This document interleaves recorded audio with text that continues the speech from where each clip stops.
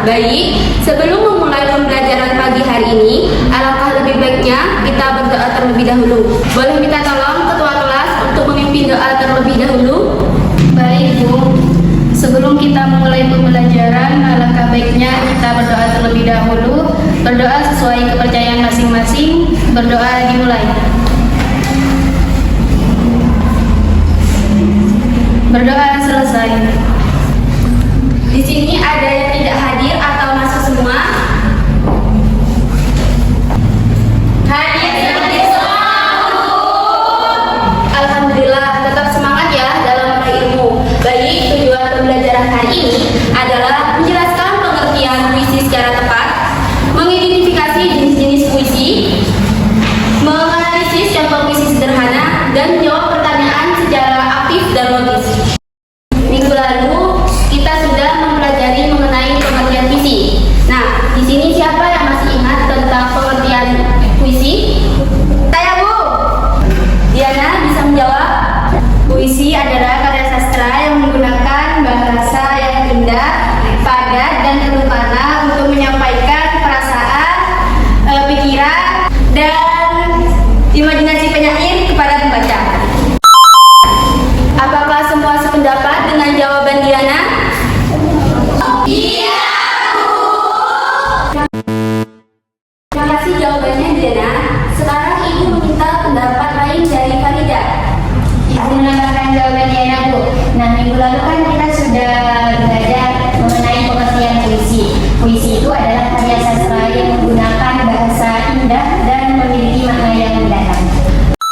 Baik, terima kasih Farida atas penambahan jawaban dari Diana. Anak-anak, setelah kalian mengetahui pengertian puisi, sekarang kita lanjut ke materi selanjutnya, yaitu jenis-jenis puisi.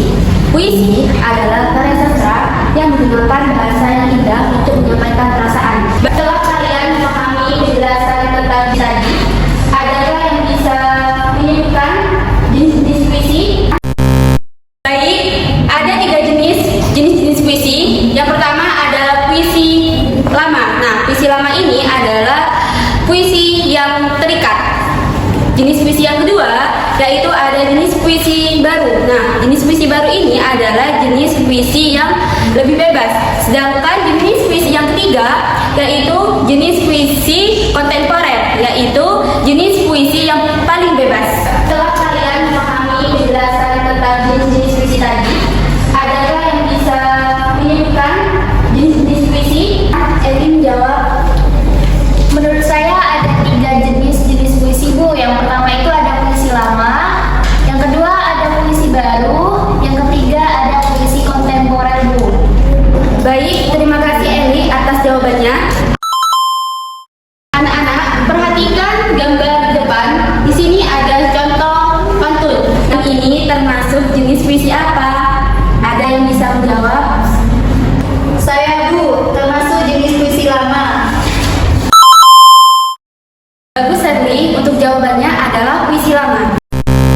Amel, coba jawab pertanyaan dari Ibu. Lalu, menurut Amel, apa saja ciri-cirinya? Anak-anak, di antara kalian, apakah ada yang tahu ciri-ciri puisi baru? Ibu beri waktu selama 1 menit.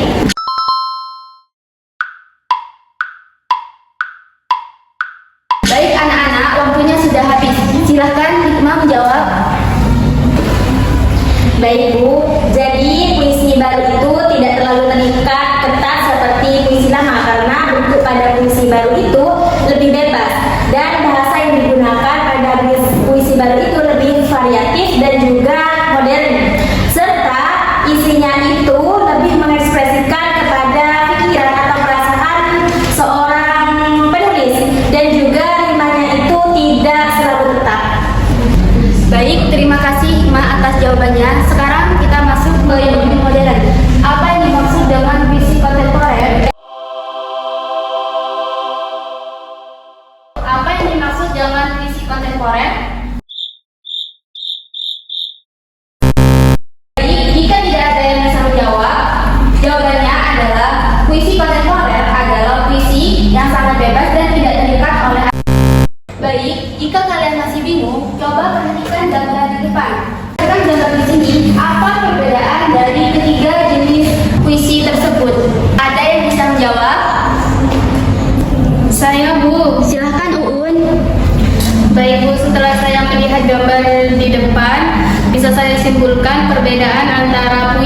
lama, puisi baru, dan puisi kontemporer itu terletak pada kebebasannya.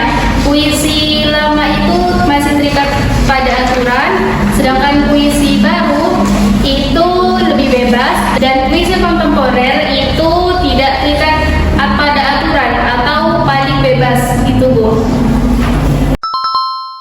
Terima kasih jawabannya Uun. Sekarang Ibu memiliki 3 pertanyaan. Pertanyaan pertama, apa itu jenis-jenis puisi?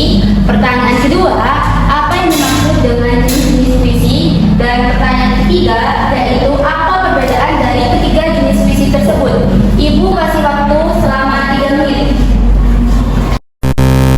Setelah kalian mengetahui pengertian puisi dan jenis-jenis puisi, sekarang Ibu memiliki 3 pertanyaan.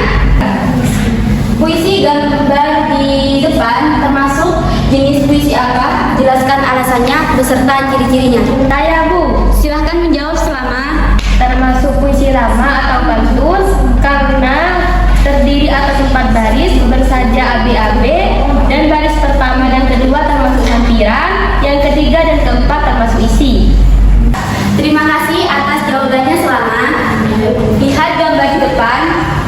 Dari gambar tersebut termasuk jenis puisi apa dan berikan alasannya.